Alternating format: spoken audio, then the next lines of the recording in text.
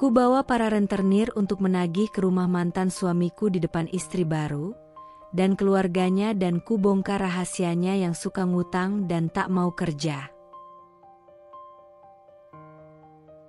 Assalamualaikum warahmatullahi wabarakatuh. Halo Sobat Cerita Amira, seperti biasa jangan lupa absen dulu nih. Kalian dari kota mana aja? Komen di bawah ya. Terima kasih untuk kalian semua yang udah komen dari Pemalang, Kebumen dan Karawang. Bahkan ada yang dari luar negeri nih, seperti Hong Kong dan Singapura. Semoga yang udah komen dan subscribe diberi rizki yang berlimpah. Gak usah berlama-lama lagi, langsung aja yuk. Kita lanjut ke ceritanya.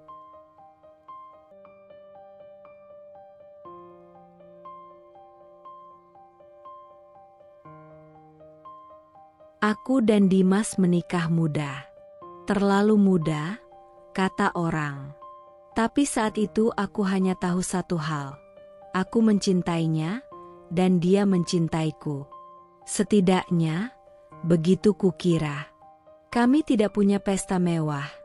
Hanya akad sederhana di rumahku dengan lantai keramik yang mulai kusam dan hiasan bunga plastik yang dipinjam dari tetangga. Tapi kami bahagia, atau aku pikir begitu. Malam pertama kami di rumah kontrakan kecil itu, aku ingat betul caranya memelukku dari belakang, membisikkan kata-kata penuh harapan di telingaku. Sayang, sabar ya, nanti kalau usaha Mas udah jalan, kita pindah ke rumah yang lebih bagus. Ada halaman, buat kamu nanam bunga. Kamu kan suka mawar. Aku tersenyum waktu itu, menggenggam jemarinya yang hangat. Aku nggak butuh rumah besar, Mas, asal kita bareng, itu udah cukup. Tapi ternyata, cinta yang kupikir bisa jadi pondasi rumah tangga, mulai rapuh ketika kenyataan datang menghantam. Setelah menikah, perlahan tapi pasti, Dimas berubah. Dulu dia selalu cerita tentang mimpinya. Buka bengkel, jualan online, bahkan sempat bilang mau belajar desain. Tapi kini, mimpi-mimpi itu seperti debu di udara. Mengambang, tak pernah benar-benar digenggam. Pagi-pagi aku sudah bangun, menyapu halaman sempit kami, menanak nasi, lalu bersiap berangkat kerja di salon langganan ibu-ibu komplek. Sementara itu, Dimas masih tidur. Lengah di kasur tipis, berselimut sarung, dengan wajah tertutup handuk kecil agar cahaya matahari tak mengganggunya. Jam dinding sudah menunjukkan pukul 9, tapi tidak ada tanda-tanda dia akan bangun. Aku diam-diam menatapnya sambil menghela napas. Ingin sekali membangunkannya, ingin marah, tapi tak tahu harus mulai dari mana. Hatiku berkecamuk. Aku merasa seperti berjalan sendiri dalam rumah tangga yang dulu katanya dibangun bersama. Siang harinya, sepulang dari salon, aku mendapati Dimas masih di tempat yang sama. Bedanya, sekarang dia duduk, mata terpaku ke layar ponsel, jari-jarinya sibuk menekan tombol game. Tawa sesekali keluar dari mulutnya, entah karena permainan atau candaan teman-temannya di voice chat. Aku meletakkan tas dengan kasar di atas meja. Mas. Jawabnya tanpa menoleh. Mas, hari ini cari kerja nggak? Tanyaku pelan, berusaha menahan nada suara agar tak terdengar tajam. Dia mendesah, lalu akhirnya menoleh sebentar. Ya ampun. Sayang, bisa nggak sih sehari aja nggak nanya itu terus? Rezeki itu nggak selalu harus dikejar. Nanti juga datang sendiri. Santai aja. Mataku membelalak. Rezeki datang sendiri? Mas pikir uang datang dari langit? Aku capek. Mas, kerja dari pagi, tangan ini udah pegal nyatok rambut orang. Tapi Mas malah di rumah main game. Dimas meletakkan ponselnya, menatapku tajam. Terus kamu maksudnya apa? Mau bilang aku pemalas? Kamu tuh enak, kerja tinggal berangkat. Aku di sini mikir keras, gimana caranya mulai usaha. Tapi nggak semua harus langsung kelihatan hasilnya. Apa yang Mas pikirin? Mas bahkan nggak pernah nyatet rencana, nggak pernah survei harga, apalagi keluar rumah. Yang Mas pikirin cuma gimana naik level di game itu. Aku tak sadar air mataku jatuh satu persatu. Aku nikah sama Mas karena aku percaya. Aku pikir kita bisa bangun hidup bareng, meski sederhana. Tapi sekarang, aku kayak hidup sendiri. Suasana hening. Dimas menunduk, entah karena malu, marah, atau sekadar tak tahu harus berkata apa. Sementara itu, hatiku seolah retak sedikit demi sedikit. Aku mulai mempertanyakan, apakah ini cinta yang katanya cukup untuk menghadapi segalanya? Malam itu, aku duduk di pojok kamar sambil memandangi plafon yang penuh bercak air. Dimas di sebelahku, membelakangi. Tidak ada pelukan, tidak ada kata maaf. Hanya jarak yang perlahan tumbuh di antara dua orang yang dulu begitu yakin ingin menua bersama. Dan untuk pertama kalinya sejak menikah, aku bertanya pada diriku sendiri, apakah aku salah memilih? Kehamilanku datang seperti kejutan yang manis, setidaknya bagiku. 2 garis merah di test pack yang membuat mataku berkaca-kaca, tanganku gemetar, dan hatiku seolah terbang ke langit ke-7. Aku pikir, ini akan jadi titik balik kami. Aku pikir, Dimas akan berubah, akan bangkit, akan kembali menjadi lelaki yang pernah berjanji ingin jadi ayah terbaik. Hari itu aku pulang dari klinik dengan amplop berisi hasil pemeriksaan USG dan foto kecil hitam putih yang menunjukkan titik kehidupan mungil di rahimku. Sesuatu yang begitu kecil, tapi mengubah segalanya. Aku memeluk foto itu sepanjang jalan sambil membayangkan Dimas tersenyum, memelukku erat, mencium perutku, lalu berkata, "Aku janji, sayang. Aku bakal kerja keras buat anak kita." Tapi saat aku membuka pintu rumah, yang kutemukan malah pemandangan lain. Dimas duduk di sofa dengan ekspresi penuh bangga, menimang-nimang ponsel baru, ponsel yang harganya bisa 3 kali gajiku di salon. Di meja, ada kantong belanja dari toko elektronik, dan di dekatnya, helm baru yang masih terbungkus plastik. Aku berdiri mematung. "Mas, ini semua apaan?" Dimas menoleh dengan senyum lebar. "Kejutan dong buat istriku yang lagi manis-manisnya." Dia bangkit, menghampiriku, lalu mengecup keningku tanpa menyadari betapa kacaunya pikiranku. "Mas tahu kamu pasti capek kerja terus. Nah, sekarang giliran Mas yang kasih sesuatu. Kita traktir teman-teman juga nanti, sekalian syukuran kecil." Aku menggenggam tas hasil USG dengan gemetar. "Mas, dari mana duitnya?" Wajah Dimas berubah sekilas, tapi cepat kembali tersenyum. "Tenang aja, Mas udah mulai dapat kerjaan kecil-kecilan. Ada yang nitip jualan, komisi lumayan lah. Lagi pula, namanya juga rejeki anak." Aku diam, antara ingin percaya dan takut. Minggu-minggu berikutnya, keanehan demi keanehan mulai muncul. Dimas makin sering keluar malam, katanya ada urusan dagang. Kadang pulang larut, kadang mabuk bau alkohol, padahal kami tak pernah punya uang lebih. Tapi yang paling mengganggu adalah saat suara ketukan keras terdengar dari pintu rumah di pagi buta. Tok, tok, tok. "Dimas, keluar lo. Janjinya bayar semalam, ini udah lewat waktu." Aku melompat dari tempat tidur, panik. Dimas duduk di sudut ruangan, pucat. Aku menatapnya dengan mata penuh tanya. "Mas, siapa itu? Siapa yang teriak-teriak?" Dia tak menjawab, hanya menatap lantai dengan napas memburu. Ketukan di luar makin keras. "Dimas, mau lo dibawa ke pos sekalian?" Aku berjalan ke pintu, hendak membukanya, tapi Dimas buru-buru menarik lenganku. "Jangan, sayang. Biar Mas aja yang keluar." Aku melepaskan tangannya. "Mas, bilang, apa yang sebenarnya terjadi?" Dia terdiam lama. Lalu dengan suara pelan seperti angin mati, dia berkata, "Mas minjem uang, tapi Mas janji banget, bulan depan lunas. Waktu itu Mas pikir bisa nutup pakai hasil dagang. Tapi rugi, sayang malah boncos. Mas nggak tahu harus gimana lagi." Aku membeku.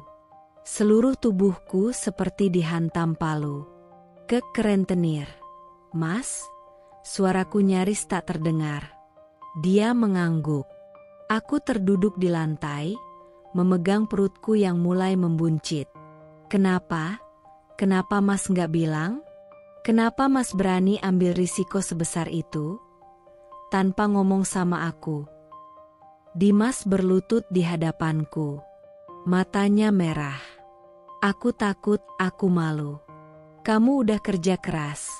Kamu hamil, aku cuma pengen terlihat berguna. Aku cuma pengen kita nggak kelihatan miskin di mata orang." Aku menatapnya, mencoba memahami, tapi hati ini seperti ditikam berkali-kali. Yang aku butuhin bukan ponsel mahal atau traktiran ke teman-teman. Mas, aku butuh rasa aman. Aku butuh Mas jujur. Kita ini keluarga, bukan panggung sandiwara. Air mataku jatuh, mengalir ke pipi, jatuh ke tangan yang menyentuh perutku. Mas bohongin aku saat aku lagi hamil anak kita. Dan malam itu, untuk pertama kalinya, aku tidur dengan pintu kamar tertutup, dan Dimas di luar. Jarak kami yang dulu hanya sekecil kesalahpahaman kini menganga lebar, seperti jurang yang tak tahu kapan bisa dijembatani kembali. Hari itu matahari terasa lebih terik dari biasanya. Udara di dalam rumah kami yang sempit pengap bukan main, ditambah suara kipas angin yang berdecit seperti menjerit minta ganti. Aku baru selesai menyiapkan bubur dan rendaman cucian bayi. Semuanya serba sederhana karena aku mulai mengencangkan ikat pinggang sejak masuk trimester ketiga. Tiba-tiba, suara ketukan keras menggema dari pintu depan. Tidak seperti ketukan biasa. Ini keras, cepat, mendesak. Seperti suara yang membawa badai. Tok, tok, tok. Aku tergagap. Jantungku berdetak kencang. "Permisi, ini rumahnya Dimas?" "Saya dari kantor pinjaman. Tagihan sudah telat 3 minggu. Teriak suara pria di luar, tegas dan tanpa ampun. Tanganku gemetar saat membuka pintu. Di depan berdiri pria bertubuh besar, mengenakan kemeja batik dan wajah yang tak mengenal senyum. Di tangannya ada map kusam, dan di balik map itu neraka yang tak kukira datang. "Maaf, Bu, ini tagihannya. Jumlah total sekarang sudah sekian. Kalau tidak dibayar hari ini, kami akan ambil motor atau barang berharga lain sebagai jaminan." Aku membeku. Pinjaman? Pinjaman apa, Pak?" Pria itu mengerutkan alis. "Loh, Ibu tidak tahu? Suami Ibu yang pinjam. Sudah beberapa kali ditelepon, katanya janji lunas minggu lalu. Tapi tidak ada pembayaran." Suara-suara di luar mulai terdengar. Tetangga yang biasa ngerumpi sekarang mulai mengintip dari balik tirai. Aku menahan napas, menahan malu, menahan sakit yang mulai merambat di dada. Sementara bayi dalam kandunganku seperti ikut gelisah, ikut panik. Aku menutup pintu cepat-cepat, lalu berlari ke kamar mencari Dimas. Dia sedang main ponsel di kasur, seolah dunia baik-baik saja. Seolah hidup ini hanya game level demi level. "Mas?" seruku sambil melempar map tagihan ke atas kasur. "Ini apaan?" "Tadi ada orang datang nagih hutang. Katanya udah telat 3 minggu. Dimas menoleh dengan malas. "Oh, itu. Oh, itu aja? Mas minjam lagi?" Tanpa bilang apa-apa ke aku, dia duduk, menatapku tajam. "Kenapa sih kamu belakangan ngatur-ngatur terus? Aku ini suami kamu. Aku yang cari uang. Masa tiap aku ambil keputusan, harus laporan sama kamu?" Aku terdiam, tertampar oleh nada suaranya yang tinggi. "Mas, ini bukan soal ngatur, ini soal keterbukaan. Kita sebentar lagi punya anak. Aku udah korbankan banyak. Mas, tabungan melahirkan kita tinggal sedikit, dan sekarang Mas malah bikin utang baru." Wajah Dimas berubah masam, lalu berdiri. "Kamu tuh ya, kenapa nggak bisa percaya aja? Selalu curiga, selalu nyudutkan aku. Kamu pikir aku nggak capek dengar ocehan kamu tiap hari?" Aku menelan ludah. Hati ini perih, seperti diremas tanpa ampun.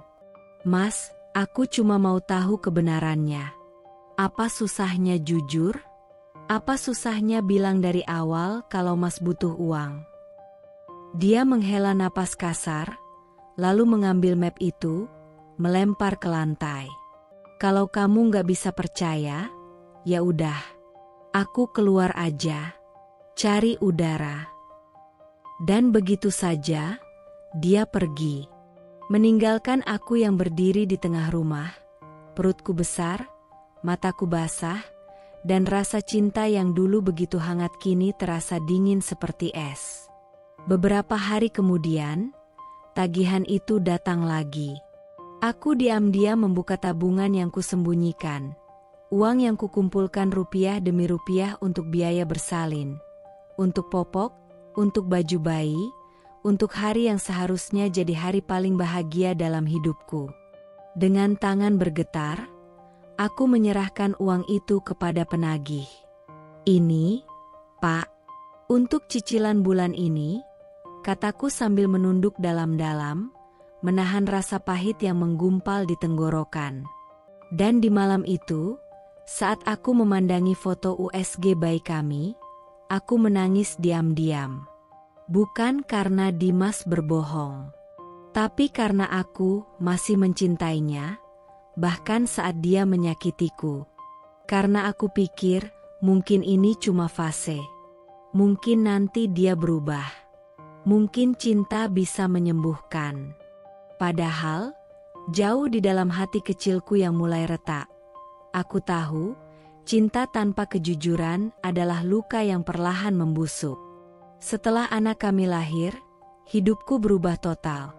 Tapi bukan seperti kisah manis ibu-ibu di majalah parenting yang penuh senyum dan baby oil wangi lavender. Tidak, hidupku berubah jadi medan tempur. Aku kerja lebih keras dari sebelumnya. Pagi-pagi buta sudah mencuci, memasak, lalu menggendong bayi ke salon tempatku bekerja. Bosku mengizinkan, karena dia kasihan melihat wajahku yang lelah tapi tetap memaksa tersenyum. Terkadang aku sambil nyalonin orang dengan satu tangan, dan tangan satunya lagi mengayun-ayun stroller. Pelanggan memandangku dengan iba, tapi aku benci dikasihani. Karena yang paling menyakitkan bukan capeknya, tapi kenyataan bahwa Dimas tak melakukan apa-apa. Setiap aku pulang kerja, Dimas selalu ada di tempat yang sama, rebahan di kasur butut, guling di pelukannya seperti anak remaja yang belum tahu pahitnya dunia. Kadang dia duduk sambil menatap ponsel, mengangguk-angguk, sesekali berkata, ini bisa sih jadi ide usaha, tinggal cari modal. Tapi aku tahu, aku lihat sendiri, yang dia buka bukan proposal usaha, bukan spreadsheet pengeluaran, tapi Instagram, TikTok, YouTube, sejam, 2 jam, seharian. Dan di tengah scroll-scroll tanpa akhir itu, setiap bulannya, ada saja yang datang mengetuk. Tagihan, rentenir, penagih pinjaman online. Semuanya membawa suara yang sama. Dimas, kapan bayar? Aku yang selalu keluar. Aku yang selalu menunduk sambil bilang, maaf, Pak, sebentar lagi ya. Dan aku juga yang selalu membuka dompet, memecah tabungan bayi kami, menjual cincin kawin, bahkan pernah menggadaikan blender hadiah pernikahan demi menutup satu tagihan, lalu satu lagi, dan satu lagi. Sampai suatu malam, aku pulang lebih larut dari biasanya. Bayiku rewel, demam karena kehujanan tadi sore. Di rumah, aku berharap ada sedikit kehangatan, sedikit perhatian dari suami. Tapi saat kubuka pintu, yang kulihat hanyalah Dimas, tidur pulas, mendengkur, sambil ponsel masih menyala menampilkan video lucu yang diulang-ulang. Aku mendekatinya perlahan, mengguncang bahunya. Mas, kataku pelan. Anak kita demam. Aku kehujanan tadi. Salon rame. Aku belum makan.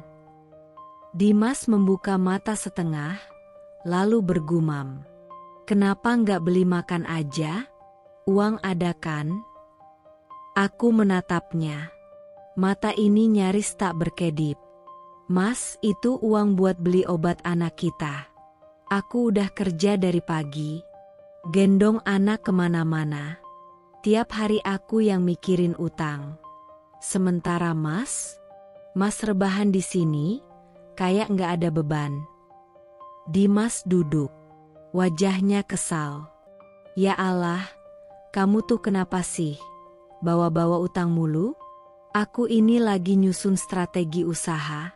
Tapi kamu, ya selalu nuntut. Gimana mau jalan kalau istri nggak dukung?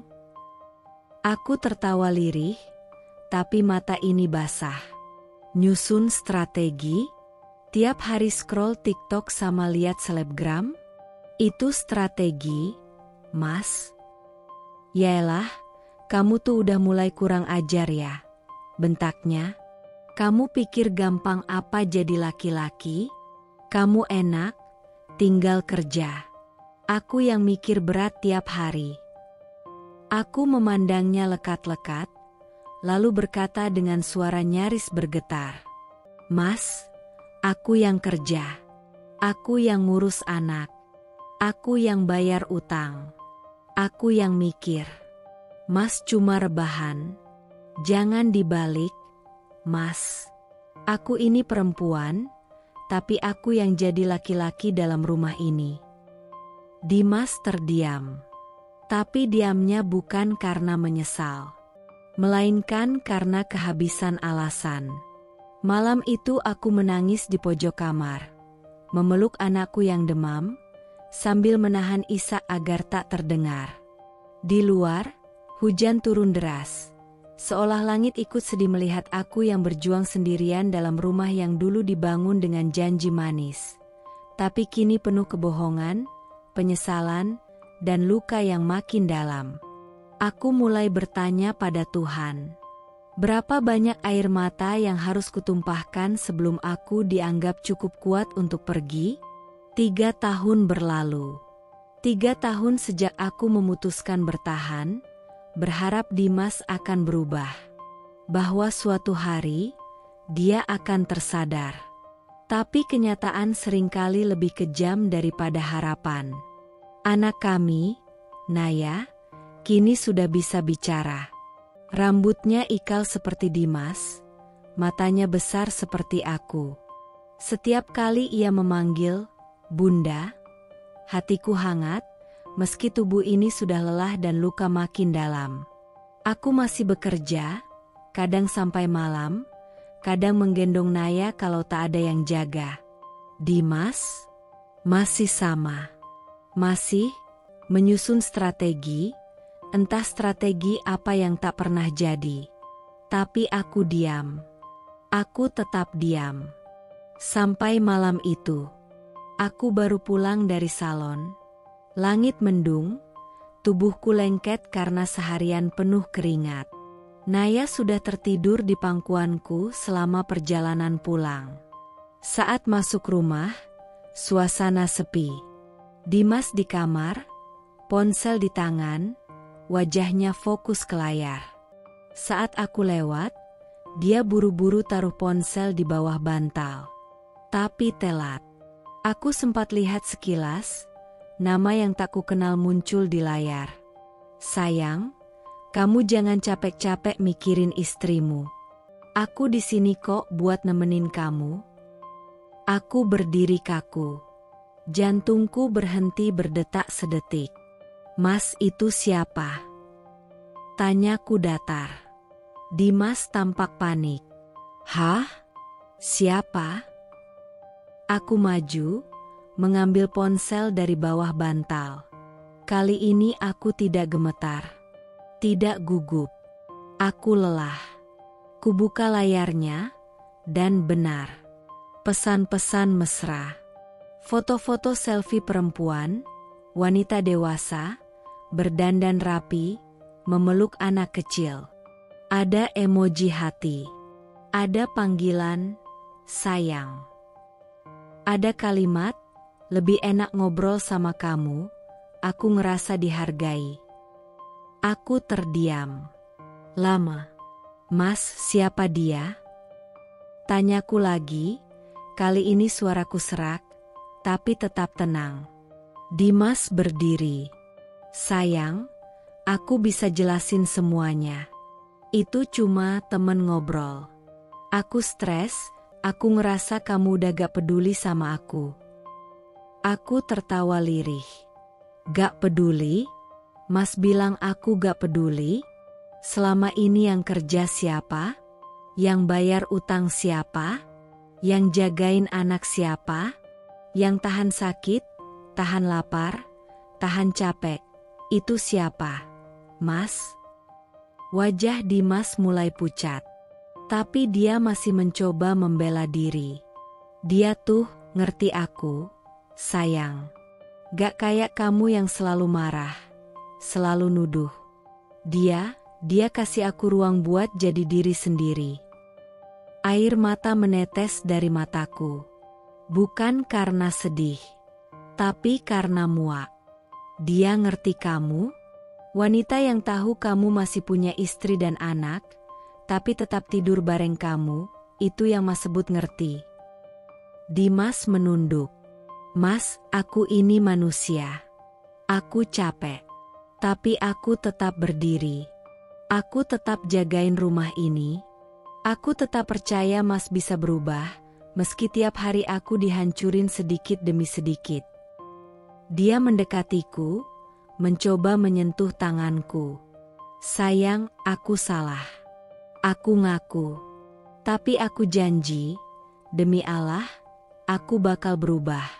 Aku bakal jauhin dia. Aku cuma butuh kamu dan Naya. Tapi aku menarik tanganku. Janji? Janji kayak waktu Mas bilang mau mulai usaha? Janji kayak waktu Mas bilang mau lunasin utang? Janji kayak waktu Mas bilang cuma sayang aku? Wajahnya hancur. Tapi bagiku, kata-kata sudah tak punya arti. Malam itu, aku tidur memeluk Naya yang tubuhnya mungil dan wangi.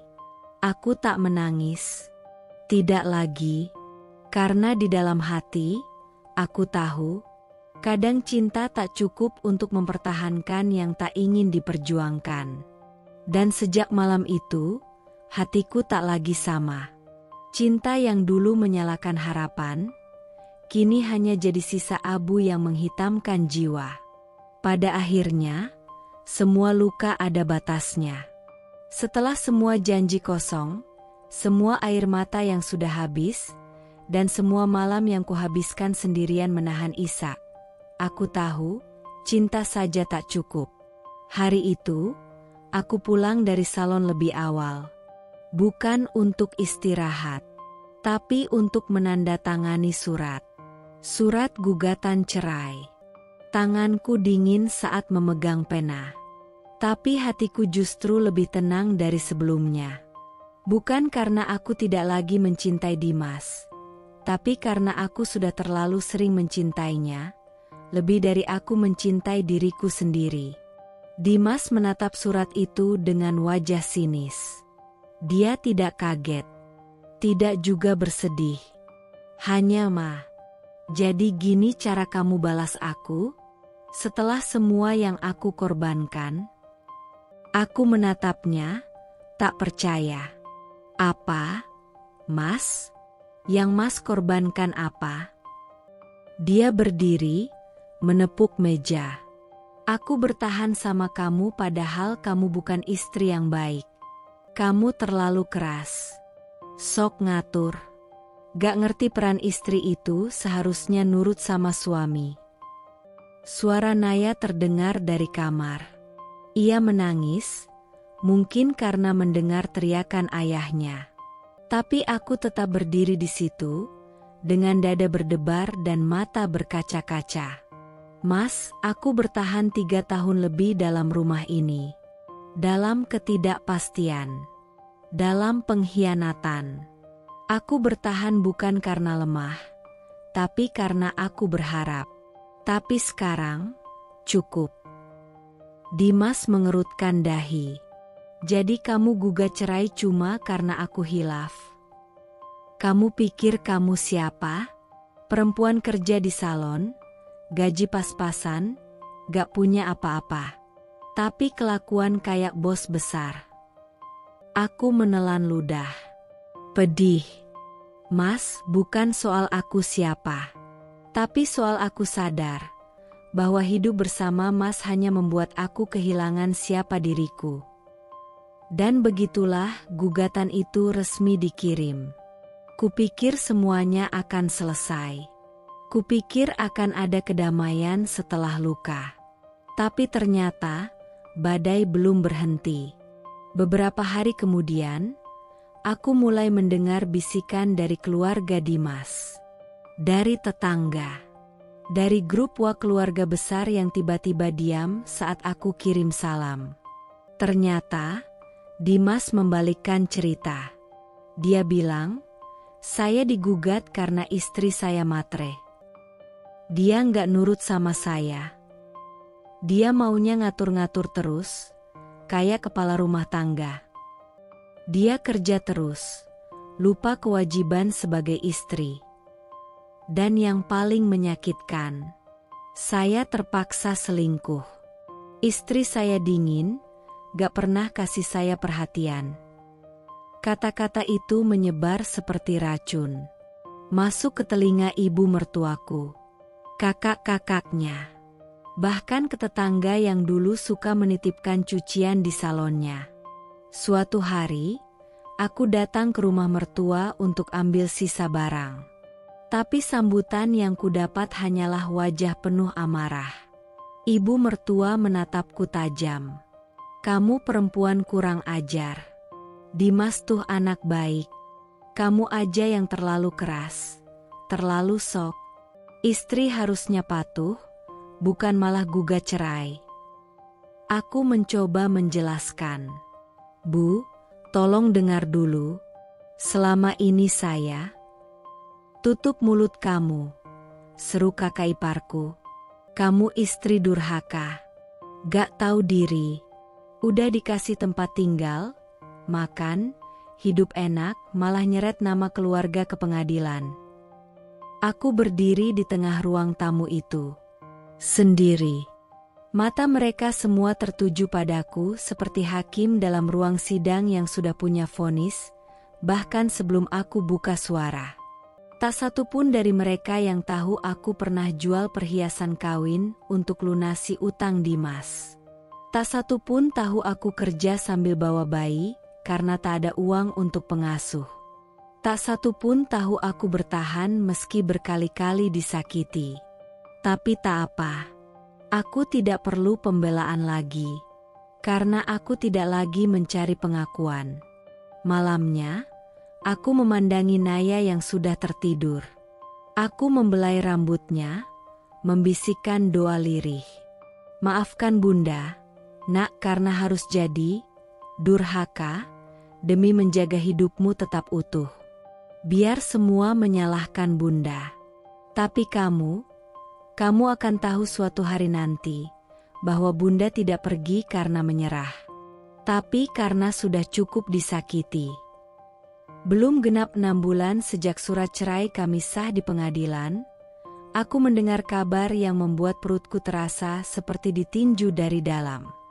Dimas menikah lagi dengan seorang wanita muda, cantik, kulitnya putih mulus. Senyumnya selalu terlihat sempurna di tiap postingan Instagram yang ditata serapi etalase toko perhiasan. Namanya Rena. Anak semata wayang dari keluarga pemilik toko material besar di kota sebelah. Rumah mereka seperti istana kecil. Dan dari cara Rena memotret hidupnya, jelas. Dimas kini sedang hidup dalam dongeng baru. Setiap scroll media sosial, aku seperti ditampar berulang kali. Ada foto mereka berdua berdiri di balkon rumah 3 lantai, captionnya. Akhirnya, seseorang yang ngerti aku luar dalam hati hitam.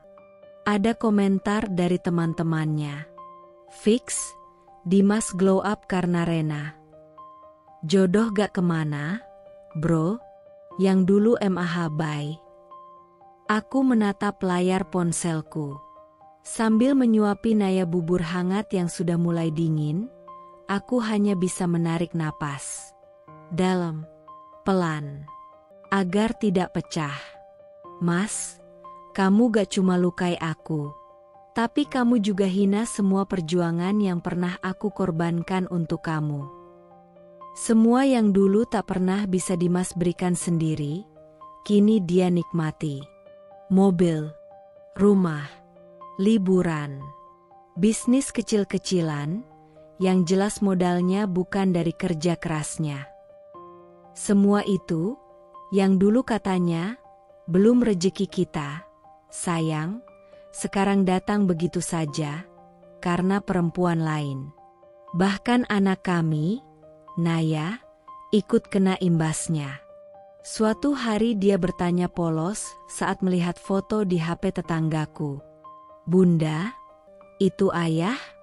Ayah sama siapa? Kok senyum-senyum? Aku hanya bisa menjawab, itu temannya ayah, sayang. Padahal hatiku rasanya robek seperti kain tua yang disayat pelan-pelan. Aku tidak iri pada harta, tidak dengki pada Rena. Tapi, ada luka yang sulit sembuh saat seseorang yang pernah kita perjuangkan mati-matian malah hidup bahagia di pelukan orang lain. Sementara kita masih sibuk menyambung napas, membangun ulang hati yang hancur. Dan yang paling menyakitkan, Dimas tidak pernah menengok Naya. Tidak ada kabar. Tidak ada nafkah. Tidak ada kata, apa kabar anakku?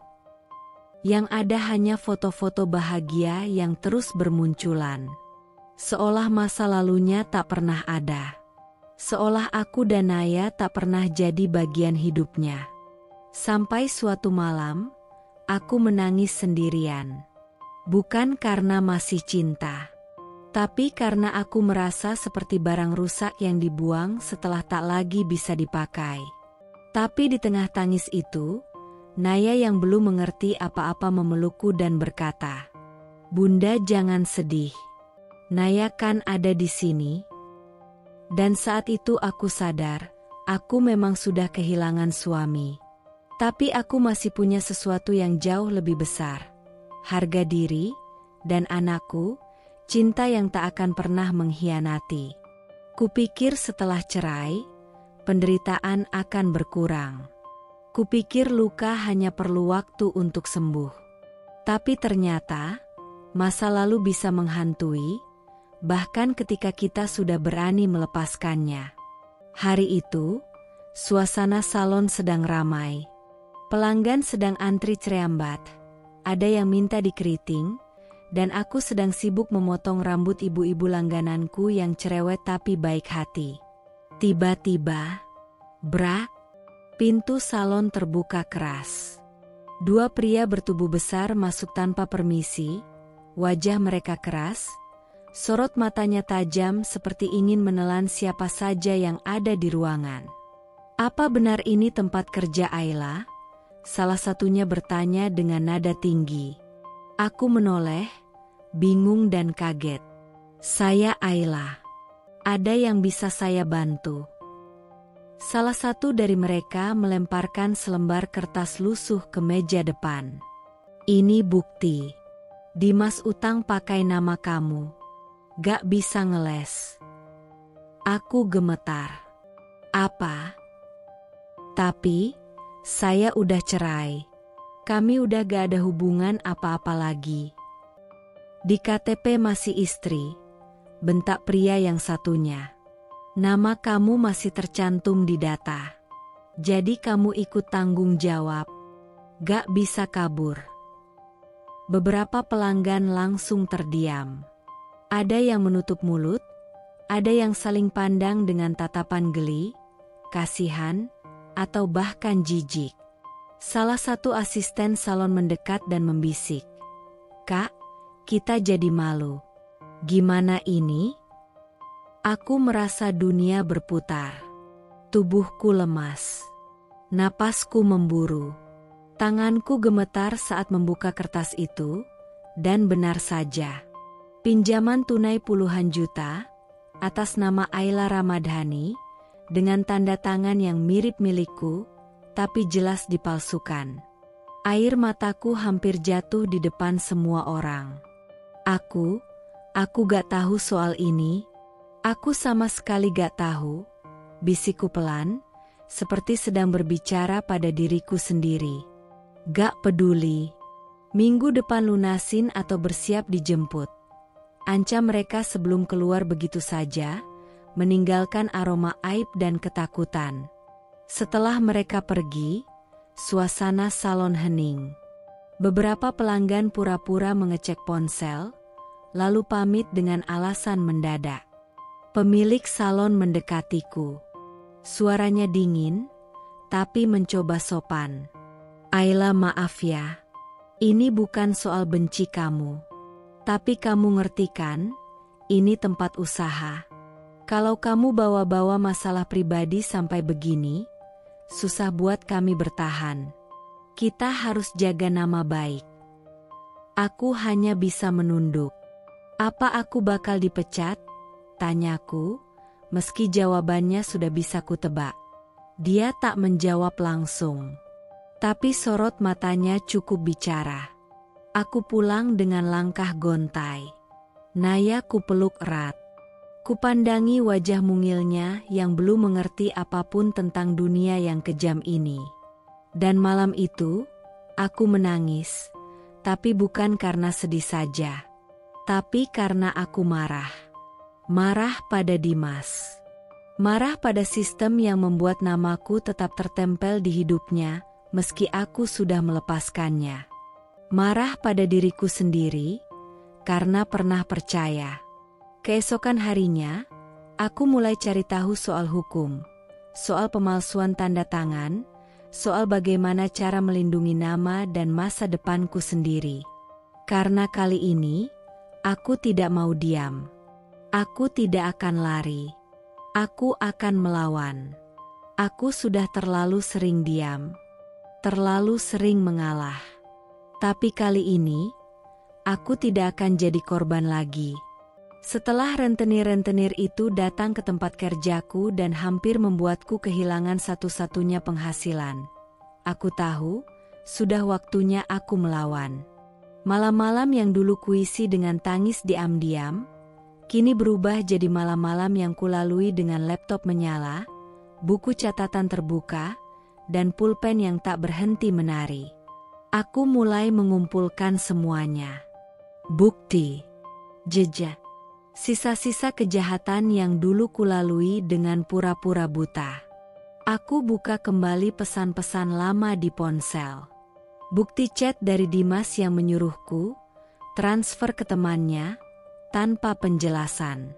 Aku temukan slip transferku ke rekening-rekening asing atas nama-nama yang tidak kukenal. Aku cocokkan tanggalnya, jumlahnya, bahkan keterangan transaksinya. Semua kutulis rapi, satu persatu. Lalu aku buka catatan utang yang dulu sempat kusimpan diam-diam. Nama-nama rentenir, jumlah utang, dan, yang lebih penting, berapa banyak yang sudah aku bayar sendiri dari uangku, dari keringatku. Dulu kulakukan karena cinta. Kini, itu jadi senjata. Tak berhenti di situ. Aku mulai menghubungi beberapa orang, saksi. Mbak Ika, tetangga yang pernah dengar langsung Dimas memintaku menjual gelang untuk bayar utang. Mbak Teti, asisten salon yang pernah menyaksikan rentenir datang dan aku menangis di kamar mandi. Bahkan, aku temukan rekaman suara ketika Dimas mengakui bahwa dia pinjam uang tapi pakai nama Ayla aja, biar gampang. Aku simpan itu, rapi, di folder laptop yang kukunci dengan password. Setiap malam, aku menata bukti seperti seorang detektif yang menemukan potongan puzzle masa lalunya. Tanganku gemetar tiap kali menemukan fakta yang sebenarnya sudah kutahu, tapi kini terasa seperti tamparan kedua, karena ternyata semuanya bisa dibuktikan. Dan yang paling menyesakkan, beberapa utang atas namaku masih aktif. Bunganya terus berjalan. Jumlahnya makin membengkak. Aku duduk terpaku di depan layar laptop, menatap angka-angka yang tak pernah aku pinjam, tapi kini menjadi beban di pundakku. Namun kali ini, aku tidak menangis. Aku hanya menarik napas panjang dan berkata pada diriku sendiri di cermin, Ayla, kamu bukan perempuan lemah yang dulu. Aku sudah tahu langkah selanjutnya. Konsultasi ke pengacara bantuan hukum. Laporkan dugaan pemalsuan tanda tangan. Ajukan perlindungan hukum untuk anak dan diriku. Karena jika sistem tidak bisa melindungiku, aku akan memaksanya untuk mendengarku. Dan suatu hari nanti, aku akan berdiri di depan mereka semua. Di depan orang-orang yang pernah menghinaku, menyudutkanku, menuduhku hanya istri durhaka, dan berkata, aku bukan durhaka. Aku hanya tidak mau dibodohi lagi. Setelah berbulan-bulan mengumpulkan bukti, menata kekuatan, dan menyiapkan semuanya dengan hati-hati, akhirnya aku melangkah juga ke rumah itu. Rumah besar berlantai 2 dengan pagar hitam mengkilap dan pot-pot bunga, yang seolah sengaja ditata rapi agar terlihat seperti hidup bahagia yang utuh. Aku berdiri di depan pagar, menggenggam folder bukti yang telah kuarsipkan. Keringat dingin membasahi punggungku, tapi langkahku mantap. Aku tidak datang sebagai mantan istri yang meratap. Aku datang sebagai korban yang menuntut keadilan. Dimas keluar dengan kaos putih bersih dan celana pendek santai. Wajahnya segar, seperti hidup tanpa beban. Dan saat dia melihatku, senyum sinis langsung muncul. Ngapain kamu kesini? Aku mengangkat folder di tanganku. Aku mau kamu selesaikan utang-utang yang masih aktif pakai namaku. Aku sudah punya semua buktinya. Nomor rekening, catatan transaksi, saksi, semuanya. Dimas tertawa kecil. tertawa. Seolah permintaanku ini cuma lelucon. Aduh Ayla, serius amat. Dulu kan kita masih nikah. Ya wajarlah, utang rumah tangga. Lagian sekarang aku udah punya hidup baru. Kamu juga harusnya move on. Jangan terus bawa-bawa masa lalu. Ini bukan tentang masa lalu. Suaraku mulai bergetar, menahan amarah yang mendidih. Ini tentang kamu yang masih pakai namaku tanpa izin. Ini soal kamu yang lari dari tanggung jawab. Dia mengangkat bahu, santai. Ya udah, lapor aja. Gak usah drama. Kamu gak takut? Dim, aku punya bukti. Aku bisa bawa ini ke pengadilan. Dia tertawa lagi, lebih keras. Ya silakan. Tapi siapa yang bakal percaya? Orang-orang tahu kamu dulu istri nyebelin. Ngatur. Mate. Sekarang cari perhatian, biar orang kasihan. Aku terdiam. Tidak karena bingung, tapi karena marah. Sangat marah. Aku diam selama ini bukan karena takut, tapi karena dulu aku masih punya hati buat kamu. Sekarang, aku cuma pengen kamu sadar bahwa perempuan yang kamu injak ini masih bisa berdiri, bahkan lebih kuat dari yang pernah kamu bayangkan. Dia mendengus, lalu masuk ke dalam rumah, meninggalkanku di depan pagar. Aku berdiri terpaku beberapa saat. Tangan masih memegang folder. Tapi mataku tak berkaca-kaca lagi. Aku menangis, bukan karena patah hati, tapi karena marah. Bukan karena cinta, tapi karena aku muak dianggap remeh. Dan di sanalah aku sadar, inilah akhirnya. Bukan akhir dari segalanya, tapi akhir dari peranku sebagai korban. Setelah ini, aku akan benar-benar melangkah ke medan tempur. Bukan dengan air mata, tapi dengan bukti dan keberanian. Malam itu aku duduk sendirian di ruang tamu. Jam dinding menunjukkan pukul 00.47. Lampu sudah kupadamkan semua. Hanya cahaya dari layar laptop yang menyinari wajahku. Naya, anakku, sudah terlelap di kamar. Dan aku sedang bersiap untuk perang. Tapi bukan perang yang gegabah. Ini perang yang kutata dengan akal dan waktu. Tanganku bergerak lincah. Kubuka folder demi folder berisi bukti. Catatan utang yang dulu nyaris membuatku gila kini berubah jadi lembaran strategi.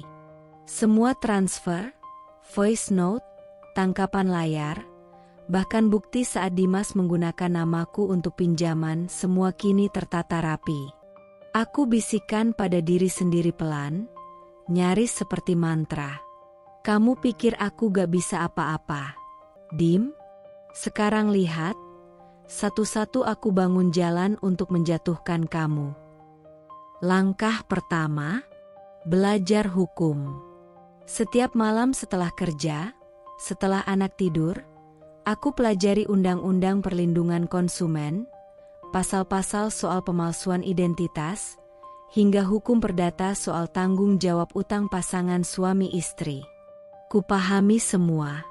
Kutulis catatan tangan, kutandai dengan stabilo, seperti anak kuliahan lagi. Lalu, aku mendatangi sebuah lembaga bantuan hukum untuk konsultasi. Pengacara muda bernama Kak Maya menatapku dengan ekspresi serius. Setelah mendengar kisahku dan melihat buktinya, ia bergumam. Bu Ayla, ini bukan sekadar kisah keluarga.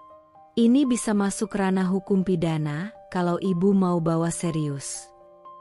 Aku menarik napas, menahan air mata yang hampir jatuh. Saya gak mau dendam, Mbak. Tapi saya juga gak bisa terus diam dan jadi korban.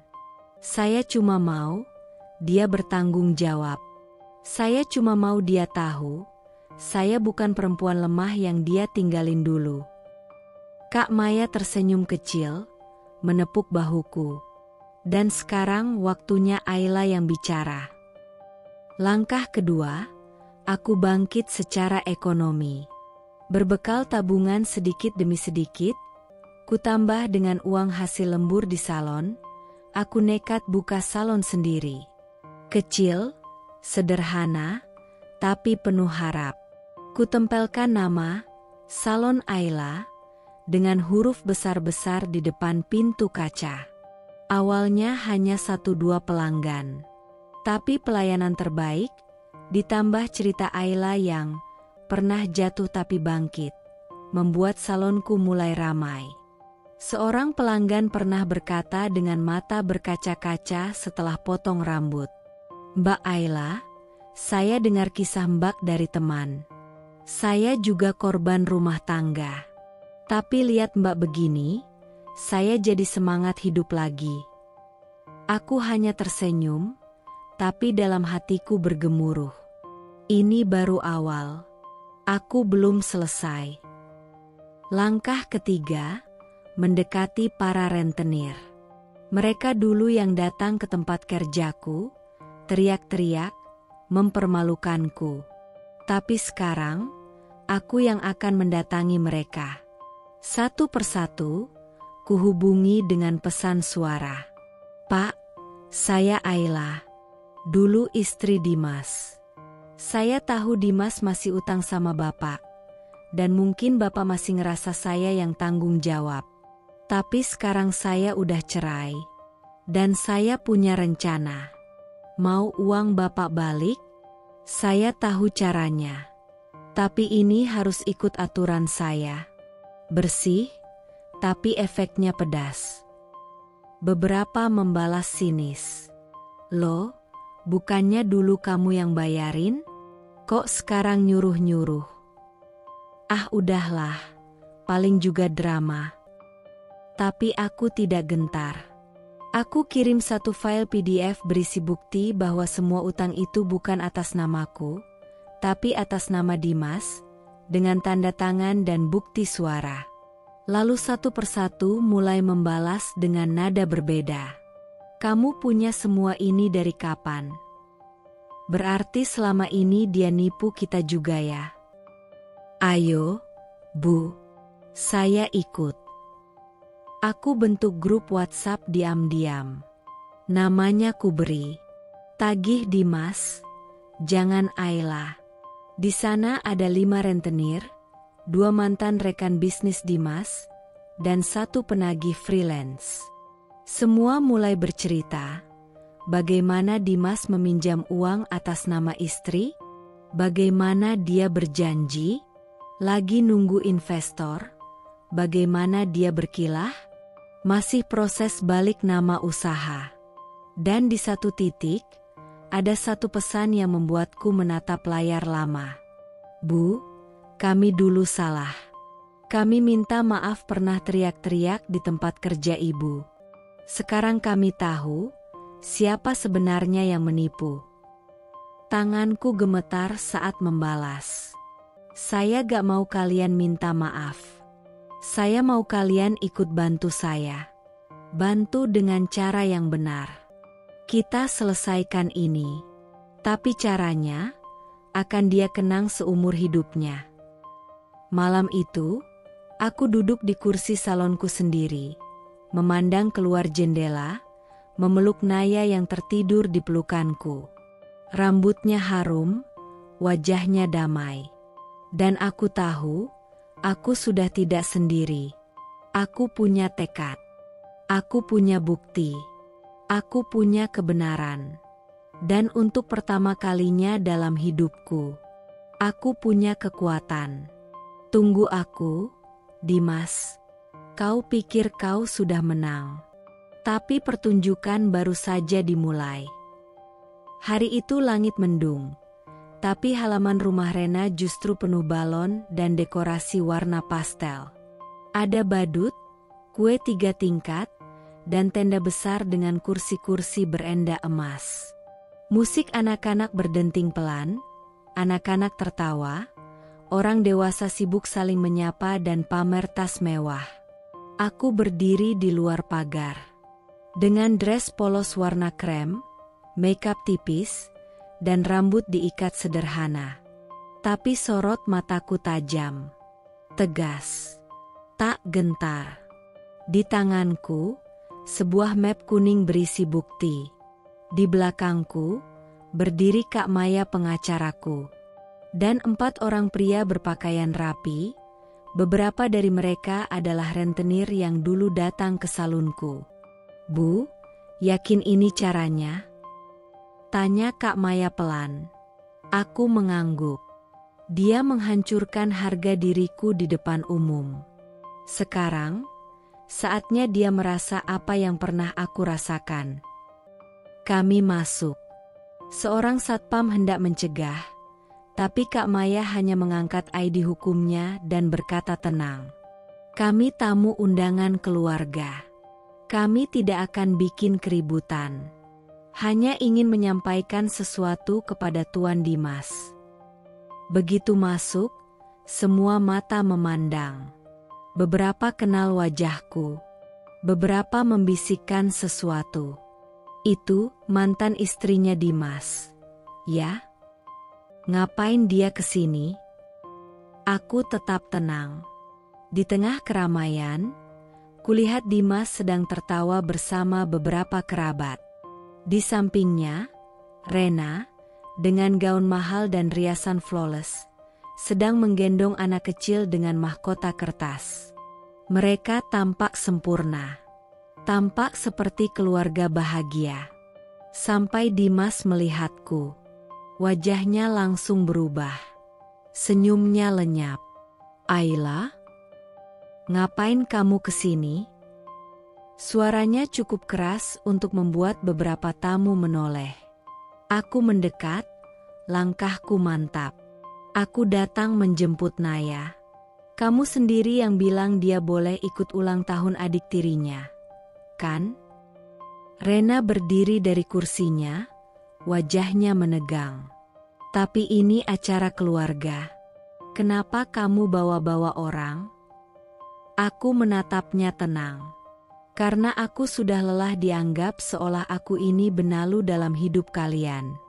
Aku sudah diam terlalu lama. Sekarang aku datang, bukan untuk merusak, tapi untuk mengembalikan utang. Kak Maya melangkah ke depan, mengeluarkan surat resmi dari MAP. "Kami datang secara baik-baik. Ini adalah surat somasi dari pihak Bu Ayla terhadap Tuan Dimas, atas nama pemalsuan identitas, penipuan penggunaan nama dalam pinjaman, dan penggelapan tanggung jawab keuangan yang terjadi selama masa pernikahan." Semua orang langsung terdiam. Dimas tertawa kaku. "Ini apaan sih? Lagi acara anak kecil, malah drama." Aku menatapnya. "Drama? Kamu pikir aku datang untuk drama? Kamu pikir aku kumpulkan semua bukti ini cuma buat main sinetron? Aku datang karena kamu masih pakai namaku untuk utang. Aku datang karena kamu sudah menjatuhkan aku sebagai istri, sebagai ibu, sebagai manusia. Dan sekarang, aku hanya minta satu, tanggung jawab." Salah satu rentenir maju, mengangkat dokumen fotokopi.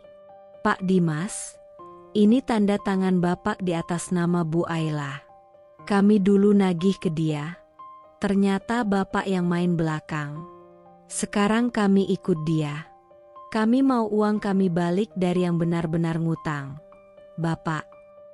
Rena menatap Dimas, wajahnya mulai berubah. "Tunggu, maksudnya kamu masih pakai nama dia? Kamu utang lagi pakai identitas mantan istrimu?" Dimas gelagapan. "Enggak, itu dulu, waktu masih nikah, itu urusan lama. Tapi nama dia masih dipakai, Dim. Dan sekarang kamu malah nikah lagi, hidup dari uang keluargaku, sementara dia diseret-seret utang yang bukan tanggung jawabnya." Nada Rena meninggi, Tamu-tamu mulai berbisik-bisik, merekam. Aku mendekat, bicara pelan, namun jelas terdengar. Aku cuma ibu rumah tangga yang dulu kamu remehkan. Tapi aku belajar. Aku bangkit. Dan sekarang, semua orang tahu siapa sebenarnya yang salah. Dimas terdiam. Wajahnya merah padam. Rena menatapnya dengan kecewa, lalu berjalan pergi sambil menggandeng anaknya. Seorang tamu berbisik pelan ke temannya.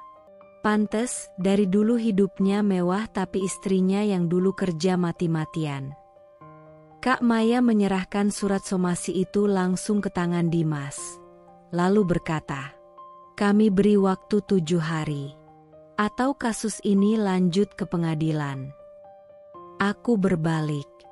Menjemput Naya dari pengasuhnya. Kupeluk dia erat. Dan sambil menggandeng tangannya, aku melangkah keluar dari rumah megah itu, bukan sebagai tamu tak diundang, tapi sebagai perempuan yang akhirnya berdiri di atas kebenaran.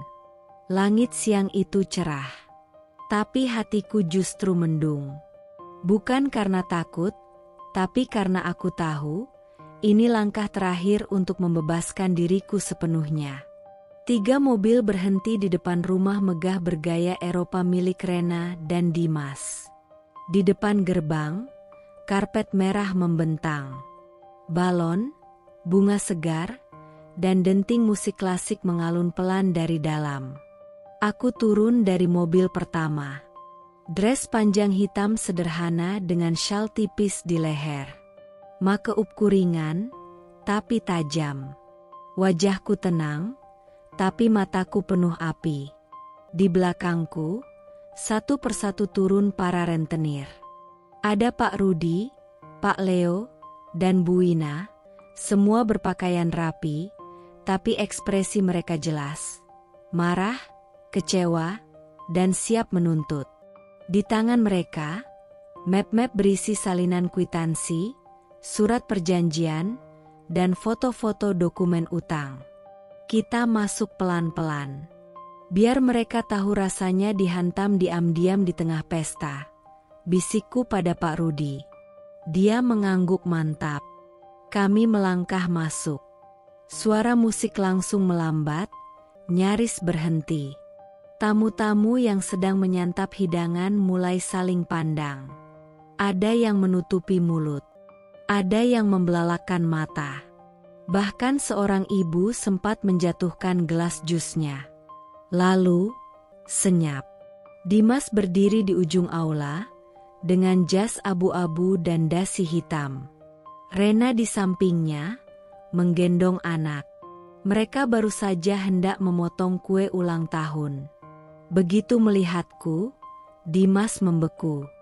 Matanya langsung memicing, lalu berubah pucat. Wajahnya hilang warna. Tangannya gemetar kecil. "Ayla?" Bisikannya lirih, tapi terdengar sampai meja terdekat. Aku melangkah maju. Tenang. Pelan. Penuh keyakinan. Lalu, dari belakangku, satu persatu rentenir ikut masuk. Pak Leo mengangkat dokumen sambil berkata lantang, "Kami bukan mau makan. Kami bukan mau pesta. Kami datang buat tagih utang yang Bapak janji lunas sejak 3 tahun lalu." Pak Rudi menyusul, wajahnya keras. "Dan Bapak masih pakai nama mantan istri Bapak buat semua ini. Kami udah cukup sabar. Sekarang, bayar." Suara mereka menggema di ruangan yang kini hening. Musik berhenti total.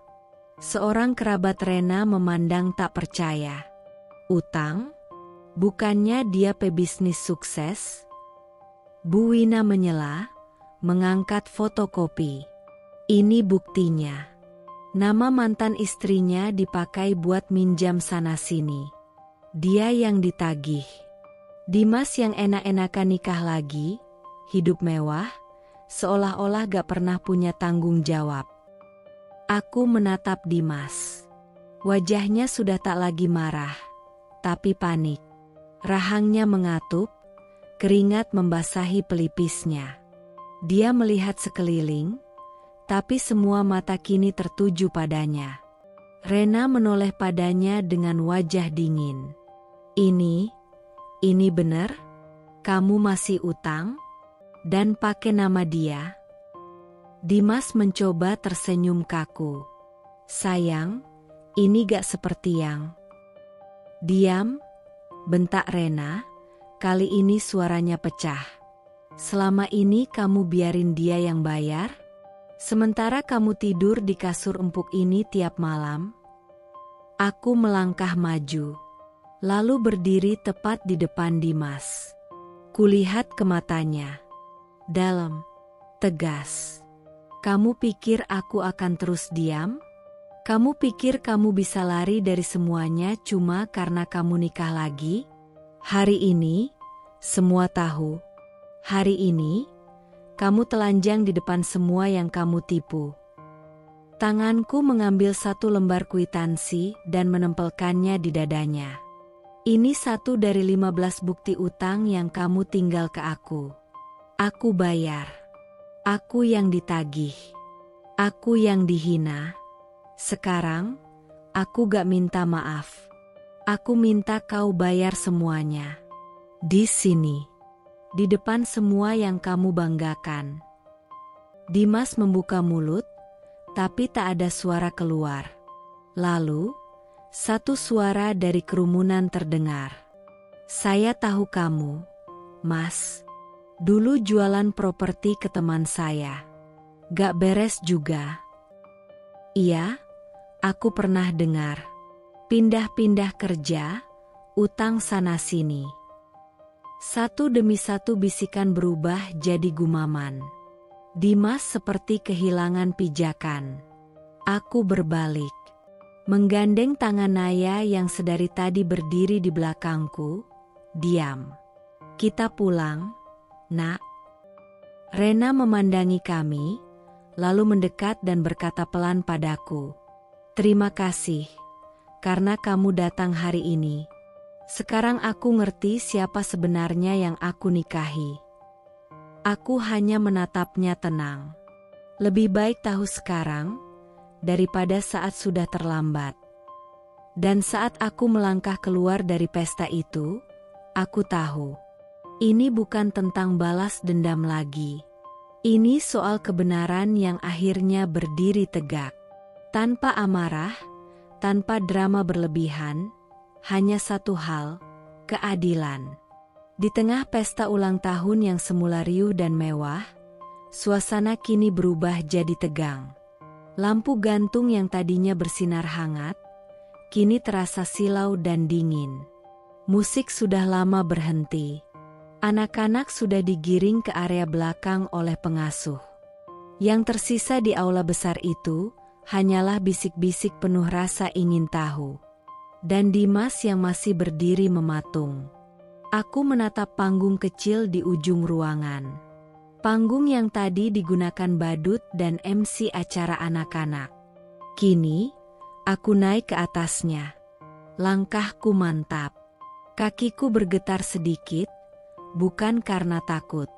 Tapi karena semua luka yang dulu kupendam, akhirnya kutumpahkan. Di sini. Sekarang. Di hadapan semua yang dulu hanya melihat aku sebagai mantan istri biasa. Di atas panggung itu, ada mikrofon berdiri. Aku menggenggamnya, menyalakannya. Lalu aku bicara, lantang, tegas, dengan suara yang menggetarkan seisi ruangan. Maaf saya mengganggu pestanya. Semua mata langsung tertuju padaku. Dimas mulai bergerak ke arahku, tapi Pak Rudi dan Pak Leo sudah berdiri menghadangnya. Saya tidak datang untuk mengacau, tapi untuk mengingatkan kalian siapa sebenarnya pria yang sedang kalian rayakan hari ini. Pria ini, mantan suami saya, dan dia masih punya utang. Puluhan juta, bukan sekali. Bukan 2 kali, Tapi berkali-kali. Dan dulu, aku yang bayarkan semuanya. Diam-diam. Dengan tabungan persalinanku. Dengan uang hasil kerja sampai malam bawa-bawa anakku di punggung. Beberapa tamu menutup mulut. Ada yang mulai merekam. Dan tahu yang paling menyakitkan? Setelah semua itu dia tinggalkan aku. Dia fitnah aku. Dan sekarang dia berdiri di sini dengan setelan jas mahal dan senyum palsu, seolah hidupnya bersih dan terhormat. Aku mengangkat satu map kuning besar. Ku buka. Ku keluarkan satu persatu dokumen. Kwitansi. Surat pinjaman. Bukti transfer. Ini semua buktinya. Ini semua yang dulu kalian anggap aku lebay saat mengadu. Ini semua yang kalian anggap aku ngatur suami. Ini adalah kenyataan. Para rentenir mulai buka map masing-masing. Pak Leo mengangkat selembar surat sambil berkata lantang. Saya dulu nagih ke istrinya. Tapi ternyata yang ngutang dia. Pak Rudi menyusul. Dia bilang ini buat modal usaha. Tapi gak ada usaha. Yang ada dia hilang. Bu Wina bahkan menunjuk langsung ke Dimas. Saya udah datangi salonnya 3 kali. Tapi dia yang kabur. Sekarang kami mau dia tanggung jawab. Gak ada lagi wanita yang harus bayar harga kesalahan pria ini. Ruangan jadi kacau. Seorang tante kaya berdiri. Astaga, selama ini kita dibohongi. Seorang anak muda nyeletuk. Aku pernah kerja sama dia. Dia kabur dari proyek. Pura-pura suci ternyata maling berdasi. Parah sih. Ini sih penipuan kelas berat. Dimas mundur 2 langkah. Matanya liar. Nafasnya memburu. Rena berdiri di sudut ruangan. Wajahnya seperti dihantam badai. Ia hanya menatapnya penuh jijik. Aku lanjutkan. Dengan suara yang lebih pelan, tapi menusuk. Kalian boleh percaya atau tidak. Tapi hari ini semua topeng jatuh. Dan aku bukan lagi perempuan lemah yang kalian tinggalkan dulu. Hari ini aku berdiri, bukan sebagai korban, tapi sebagai perempuan yang selamat dari kebohongan, penghinaan, dan luka yang terus dipaksa diam. Suara Ishak terdengar dari pojok ruangan. Salah satu tante Rena menangis. Seorang pria berdasi yang tampaknya kerabat dekat keluarga berdiri dan mendekati Dimas. Kamu malu-maluin nama keluarga. Bukan cuma bohong, kamu mempermalukan kami semua. Dimas mencoba bicara, suaranya gemetar.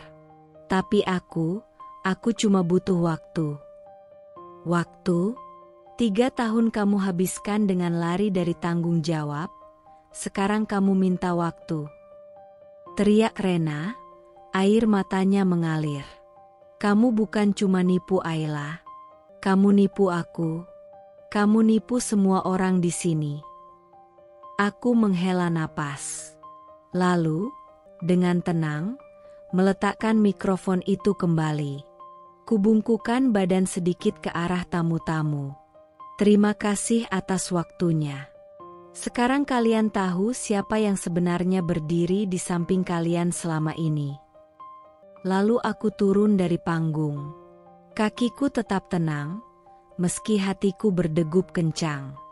Tapi entah kenapa rasanya bukan degupan takut, tapi degupan bebas. Untuk pertama kalinya dalam hidupku aku merasa lega. Aku menggandeng tangan anakku, menatapnya. Ayo, nak, kita pulang. Mama udah gak harus sembunyi lagi. Dan saat aku melangkah keluar dari rumah megah itu, untuk terakhir kalinya, aku tidak menoleh ke belakang. Karena aku tahu semua yang kutinggalkan di sana sudah tak punya kuasa atas hidupku lagi. Panggung pesta yang tadinya jadi simbol kebahagiaan kini berubah jadi arena penghakiman. Para tamu sudah tercerai-berai. Sebagian pulang diam-diam, sebagian lagi tetap tinggal karena mereka tahu, apa yang terjadi di depan mata ini bukan tontonan biasa tapi kehancuran reputasi seorang pria yang selama ini hidup di atas kebohongan. Rena berdiri di samping pilar ruang tengah. Tangannya gemetar. Matanya sembab. Gaun merah marunnya tampak terlalu mencolok di tengah kehancuran. Ia menatap Dimas seperti melihat monster dalam tubuh manusia. "Kamu," suaranya serak. "Selama ini kamu pakai uangku. Pakai nama mantan istrimu dan kamu tidur di rumah ini seolah kamu suami terbaik." Dimas menunduk. Satu-satunya hal yang ia kuasai sekarang adalah diam. Tapi tak semua bisa diam seperti dia. Ibunya Rena, seorang wanita parubaya yang selama ini dikenal kalem, menerobos kerumunan. Wajahnya merah padam, matanya menyala. Ia membawa segelas air es yang tadi diletakkan di meja makan. "Kau tega menipu anakku?" teriaknya sambil menunjuk wajah Dimas. "Kami percaya kamu. Kami terima kamu. Bahkan setelah semua cerita buruk soal masa lalumu, kami tetap beri kamu kesempatan." Air matanya jatuh. Tapi ia tak berhenti. "Kami biayai kalian tinggal. Kami bantu usaha yang gak jelas itu. Dan kamu balas kami begini?" Ayah Rena berdiri dari kursinya. Dengan tangan gemetar, ia membalik meja kecil yang di depannya penuh gelas dan piring. Semuanya jatuh dan pecah. Suaranya bergema. "Jadi benar, kamu bukan siapa-siapa. Kamu bahkan bukan pria sejati. Kamu cuma benalu." Salah satu rentenir, Pak Rudi, maju lagi. Ia mengangkat selembar slip transfer. Ini bukti transfer dari Ayla, mantan istrinya. Dia yang selama ini bayar utang-utang Dimas. Bahkan waktu anak mereka masih bayi. Pak Rudi menunjuk Dimas tajam. "Kamu gak cuma nyakitin satu perempuan, tapi dua. Dan satu keluarga besar. Ini bukan hanya penipuan moral, ini penghinaan." Semua mata kembali ke Dimas. Tapi dia tetap membatu. Entah karena malu, takut, atau sudah benar-benar kalah. Lalu, tiba-tiba, cipraas. Simbol bulir keringat, simbol benturan. Air es dari gelas di tangan Ibu Rena dilemparkan tepat ke wajah Dimas. Air memercik ke kemeja dan wajahnya. Es batu jatuh ke lantai. Suara denting gelas bergema di tengah keheningan. "Kamu bukan pria," suara Ibu Rena tajam seperti pecahan kaca. "Kamu benalu, yang nempel di siapapun demi hidup enak. Kamu gak pantas jadi ayah, gak pantas jadi suami, dan dari hari ini, kamu gak pantas jadi bagian dari keluarga kami." Dimas tak bisa menjawab. Matanya memerah. Rahangnya mengatup. Tapi tidak satu kata pun keluar dari mulutnya. Rena berjalan ke arah ibunya. Ia mengambil napas dalam-dalam. Lalu menatap Dimas, untuk terakhir kalinya. "Aku bodoh, tapi aku gak akan terus bodoh. Pergi dari sini, Dimas. Hari ini juga." Dimas hendak berkata, tapi suara keras dari ayah Rena memotong.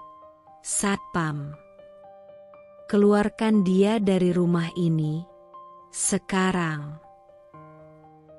Dua orang satpam berpakaian hitam maju. Dimas mencoba bertahan. Aku bisa jelasin." Tidak ada yang butuh penjelasanmu lagi, ujar Rena dingin, karena semua sudah jelas. Tanpa kamu bicara apapun. Dimas akhirnya digiring keluar, seperti pencuri yang tertangkap basah di tengah pesta.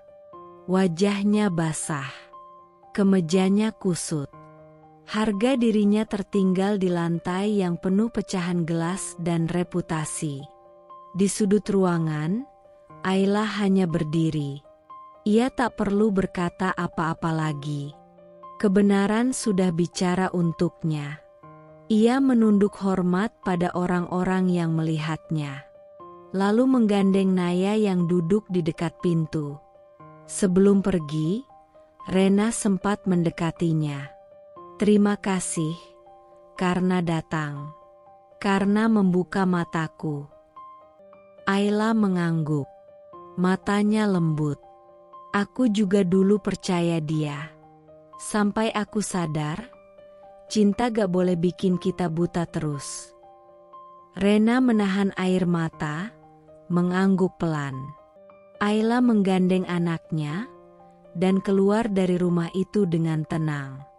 Bukan sebagai wanita yang kalah, tapi sebagai pemenang yang bangkit dari luka, dan menang, tanpa harus jadi kejam. Beberapa bulan telah berlalu sejak hari itu. Hari di mana topeng seorang pria jatuh di tengah pesta yang seharusnya penuh tawa, tapi justru jadi ajang penghakiman yang paling jujur. Dimas diusir dari rumah. Dengan wajah basah dan langkah goyah, ia meninggalkan rumah mewah yang dulu selalu ia banggakan di media sosial. Rena tak butuh waktu lama. Ia menggugat cerai. Tak ada air mata, hanya tanda tangan dingin dan kalimat pendek. Terima kasih sudah menunjukkan siapa kamu sebenarnya. Keluarga Rena memutus semua hubungan. Semua fasilitas ditarik. Mobil, rumah, dan uang bulanan. Rumah mewah yang dulu jadi latar selfie-nya disita bank karena cicilan bertahun-tahun yang ternyata tak pernah dibayar. Dan Dimas, tanpa tempat tinggal, tanpa istri, tanpa nama baik. Sementara itu, hidupku berubah. Salon kecil tempatku dulu bekerja, kini telah jadi 3 cabang yang ramai pelanggan.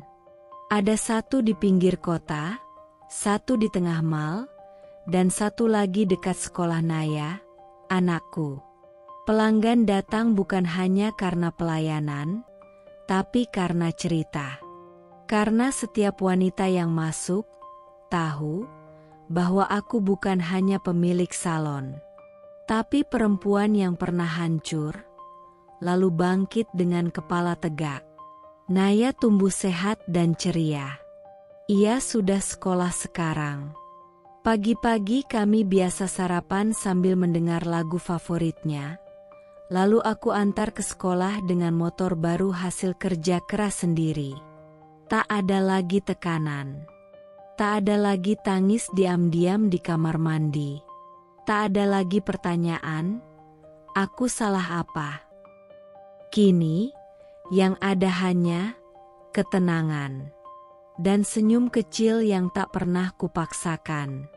Suatu pagi, saat sedang istirahat di ruang belakang salon, aku iseng membuka berita online. Dan di situ aku melihatnya.